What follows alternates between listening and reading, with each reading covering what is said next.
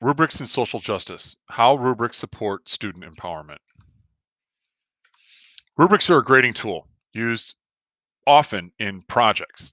They do two things, both in advance. Number one, they state what areas of the project will be graded, sometimes called an area of focus. And number two, they use descriptors to explain the different levels of performance for those graded areas.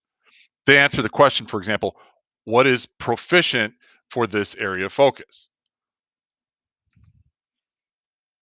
Social justice is an idea. It promotes a redefinition of fairness with the focus on correcting injustices that are often based on racial or other biases. How do rubrics support social justice?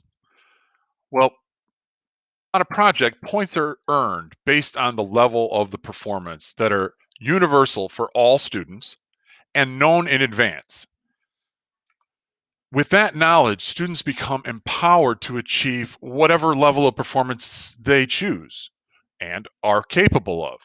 So the measurement of the performance is fair because the student knows in advance what's expected and how they can earn the most points that they choose to go for.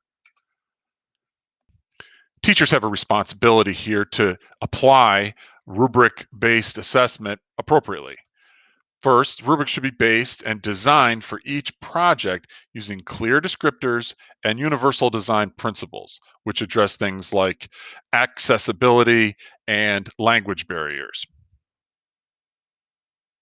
Teachers should score projects exactly by the rubric descriptors. Okay. This demonstrates their effort to minimize any personal bias. And it's not about the name on the paper, it's about the paper itself.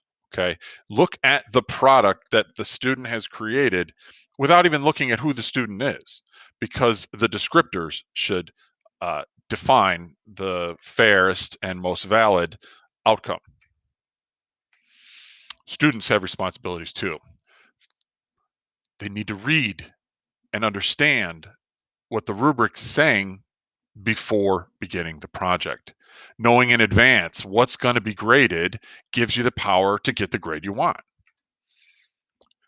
Choose goals that are proficient or higher. Okay. Try to exceed the goals sometimes. You can even exceed the rubric sometimes, and create projects that achieve your goals. Okay. What is your goal? How do you want to empower yourself? How do you want to prepare for the challenges of other issues in society?